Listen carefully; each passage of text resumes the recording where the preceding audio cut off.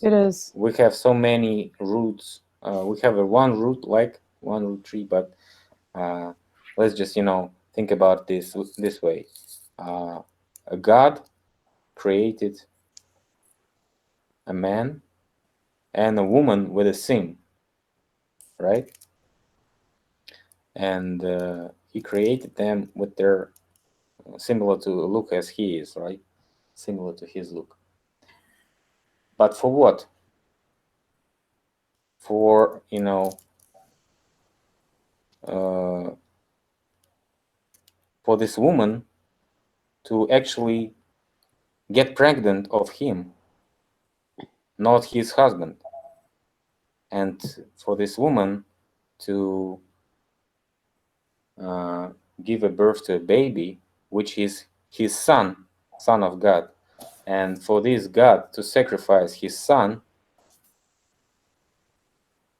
in the purpose of saving this world's sin, because he gave this sin to the world via the woman, the first woman that he, created, the Eve.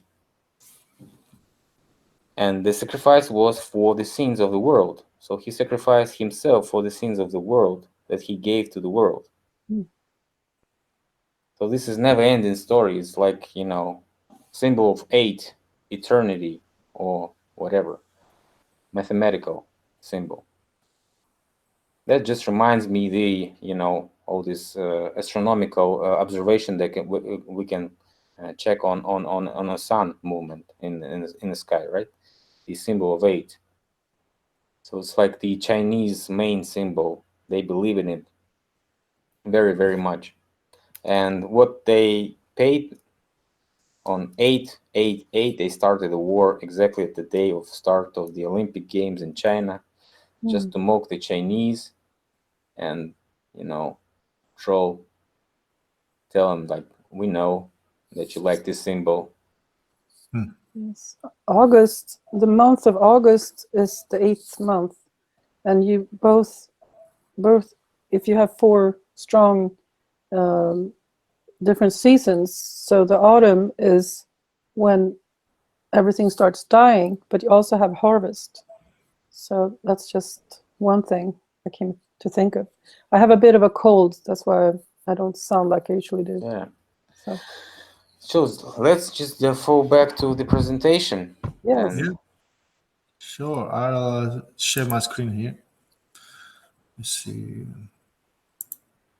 that. You let me know when you see it. yeah, we see it. Let's see. So this, yeah, I made it during the day. I didn't know really what to call it. It's many different subjects tied into each other. But one of the topics is like, this is what came to my mind. The language is the matrix of reality. Yeah. And yeah, you're going to see how it's going to evolve this presentation. There's a white bar in the bottom. You can press something there so it can disappear. Yeah. Okay. All right. So this we can start down in the Balkans. So this would be a little bit of a mix between etymology. It would be a mix also with the fabricated history, you can say. So I'm just going to try to. I just wanted to start off saying that this is nothing that I haven't found these things. So there are many professors in the Balkans that have been investigating this since the 60s, actually. And all of these professors, they weren't so oriented in the English language or in Europe, so they made all of their books in the Serbian language. So this knowledge actually is not accessible to the Western world. So I found out all about these things through the professor to the right, Radovan, and then to this man, Alexander Shargic, who's been putting all of these books and all of that information together to make it available to the public in Serbia. But both of these guys, they don't speak English, so you can't find this information in English. So that's what I really felt, that we need to get it out there. So both to Russia, but also in Europe, all around the world. So this is like how to say a teaser where we are going in the end with this. Okay. So you see, this is the letter C in Cyrillic, in Serbian Cyrillic. I guess it's the same in Russian, right? Is it the same? Yeah, C. We call it C.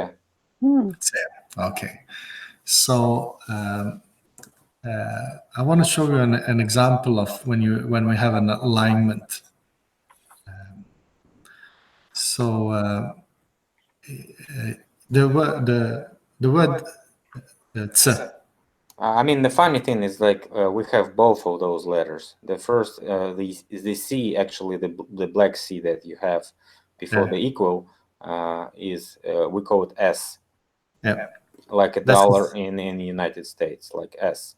And the C in the right, it's like C in Russian, and so C is equal to C.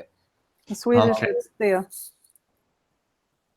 Yeah, so it's the same in Serbian. The C is the S, and this, yeah. And when we pronounce the letter C, then what do we do? We squeeze out like you put your tongue to your gum, and then you squeeze out air in between, and that becomes the phonetic sound, right? For ts, ts. So there's something being squeezed out, right? And if we look in the Serbian language, and we take a couple of different words, we can start off, for instance, with if we start up to the right corner, you have cedilo. Cedilo is something when you squeeze out and filter something out. Yeah. And then we have crep, where also, as you see, you have a filter out water, so to say. The water runs through the pipe. Yeah. You have siev. The water runs through a pipe. You have cigaretta. You have air being squeezed through the cigarette. You have cipela, which is a shoe. You squeeze your foot into the shoe. So what I wanted to show you here in the Serbian language, maybe you can tell me, Philip, in the Russian, some of these words, if they are the same or not. Сигарета есть. The rest is cedila. Cedila is like, yeah, we can call it something like cedila.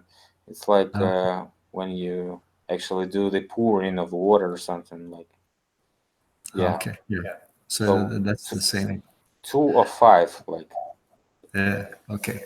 So what I want to show you here, where we have an alignment, and if we look at the geometric shape of the letter C in the Cyrillic, you can actually see it looks like there's something being filtered, right?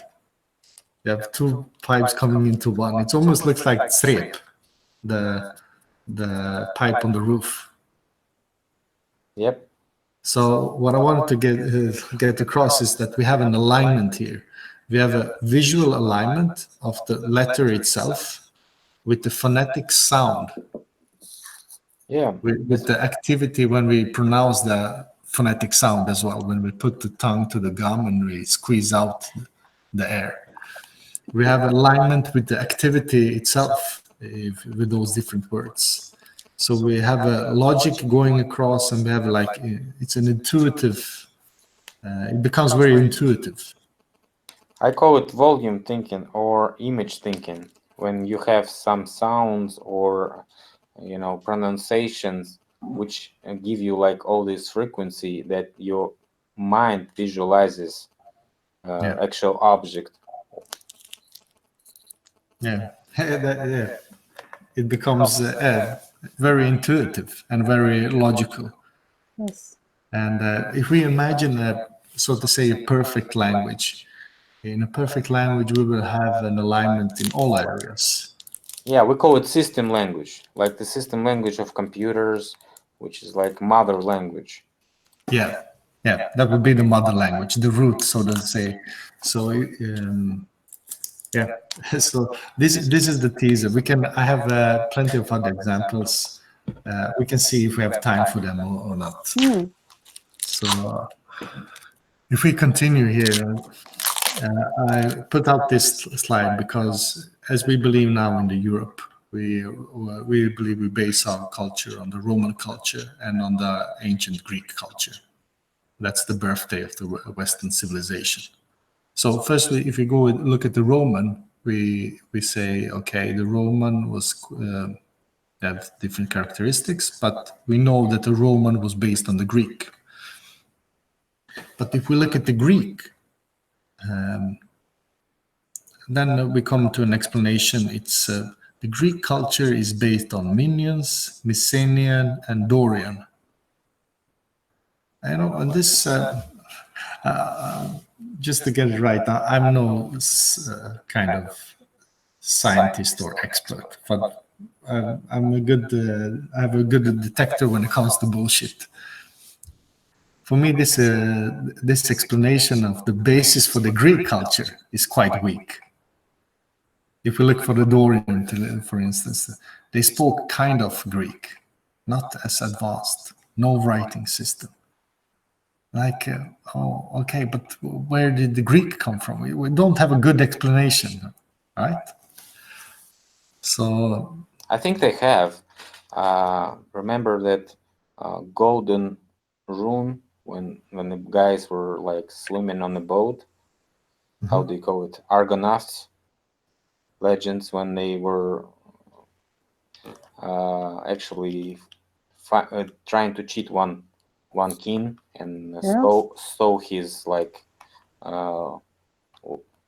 lamp wool or something. Have you heard about it? I don't know. I haven't. Yeah, I've been talking about it. So it's like they stole the rune, and rune is actually means the runes, the writings. Oh, So they stole the golden runes. They stole the golden tablets, in fact, but not the wool. Like the wool is like what the lambs and the sheep is growing on them, like this fur of the sheep, wool. It's like when you can make a sweater of and wool, stuff like yeah. this. Yeah. Wool. So, and the legend says that they covered the wool, but they covered not the wool, they covered the runes, because in Russian, runo and runes is the same word. So it's like a different translation. So it's like they stole actually the alphabet from those guys and brought it to Greek. They stole it from who? From the king in that legend, and that king was in the Georgian locations, like Georgia, Caucasus Mountains, and stuff like this. Oh, okay. Oh, okay. Maybe this ties into something, the same thing then. Yeah. You know, Somebody says it was in Crimea, but I think it was in Georgia. Looks like it. do you guys? I have talked to other people as well. What was that guy, Mr. Mudflood? He who took down his channel, unfortunately. He did top-notch work. In one of his last videos, he actually touched on the Hebrew language. And unfortunately, the video was taken down before I finished watching it. It was really good. Anyway, so he was into the same theory as I recall. And anyway, so I believe Hebrew is a much younger language, and it actually is a mixture of, now I don't have proof of this, but I think it's some kind of code language, and it's a mixture of Greek, Russian, French, and Arabic, some kind of, but there can be other things, well, and German. Yeah, yes. I know what you're talking about. You're talking about not the Hebrew, you're talking about the Yiddish, the language that they spoke in the Central and West and Eastern Europe. That one was much more German. Yeah, that's but when I listen to like if sometimes I just out of curiosity, I can look at a TV series just to listen to the language. And if I listen to Hebrew, I can hear so many other languages. But he had this mud flood channel. He had done even better research on that. Yeah, I think that's a good point because all the languages were edited in the medieval, so probably we're just trying to speak about the Greek one, and I think there is a big difference in the visual comprehension of different nationalities. But I believe That it was made deliberately so that it would be, it's almost like a puzzle. So it's only for the exclusive. I mean, the great point is to research the costumes of different nations because the costumes show a lot if that were close to each other or not. I mean, Yeah, because the Hebrew, what costumes do they actually have? black and white. So they look closely to Palestinian, Arabians, and Syrians than to Europeans, right? Yeah. So that's why probably they don't have the same language group that we do, because we have it like, as we can see, we have a lot in common in the European languages and in Russian. For instance, Swedish and Norwegian and Danish, we can understand each other. Sure, you do. Yeah, but Finland is not understandable. It's easier for me to understand Hungarian. That's how hard it is. And it's not very much like Russian either. So that's very odd. And Finland is attached to Russia, and still they have that language that is so different. Yeah, that's because we didn't exterminate them, although they were part of our country. Yeah, probably. Yeah, because Finland had such a lot of rights. They even didn't have to speak Russian at all. Yeah. Each and every other part of Russian Empire before the end of 19th century was speaking Russian language as a state language, except Finland. When you were, maybe Zakleo wants to finish his slides. Yeah. We're just talking about the Greece, Yes. and so the Greeks really have not very much proof of where they came from, right? Yeah, we can. I can go into that a little bit more, but I believe that this picture that we presented about the Greek and Roman being the main establishment of the civilization in Europe, that's a front story, and I think probably you guys agree on that. Yeah, because both of those, nation images don't look as, for example, Romans don't look like the people of Rome today, and the ancient Greeks don't look like the people that live in the Greece today, right? Yeah. Not at all. Not at all. So like, yeah, I can tell you an interesting story about this. I had a colleague that just started working with me, and he's has Greek ancestry, and he is looking for an apartment in the city where we are, and he found a room in a bigger apartment. And when he met the guy who had the apartment, they were so astounded, both of them. They were looking at each other. They were look like brothers. They were so much alike. And he asked this guy, where is he from? And he said he was Syrian. This is a little teaser as well. okay. So we can go into that a little bit later when we look. I'm gonna find for you a Russian book that is written by a Greek, and where they show the prayer Our Father in ancient Greek. and we can compare it to the Slavic languages. You're going to see something very, very interesting. Okay. This is, and it's tied into what you said before about how is it possible to manufacture a language? And of course it is. It's been done many times in the history, and it's being done right now as well. It's possible to create a new language. You can just start with distorting the one language that you have and just changing and putting in new words. We can go into that later. I wanted to show you this. According to official history, I want to spend a couple of slides to just, how to say, destruct the official history that we've been told. The official history says that the Slavs migrated from Russia to Europe.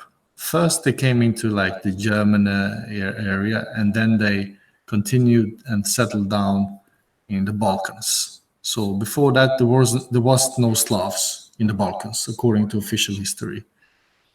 And maybe you know, Philip, that in Germany you have the Sorbs. Have you ever heard about them? Sorbs is what? Is a province? No, it's like a tribe. It's a tribe. It's like a people. You have enclaves in Poland and Germany. Yeah, I know a bunch of German towns were called Russian names. Yeah, but Before the German Empire was established there. Yes. So it's like Yes. they even like, you know, dig a little bit in some of their towns, dig a little bit into the ground and find Russian towns before that. Yes. What are they called in Swedish? Serber and Sorber. Sorber.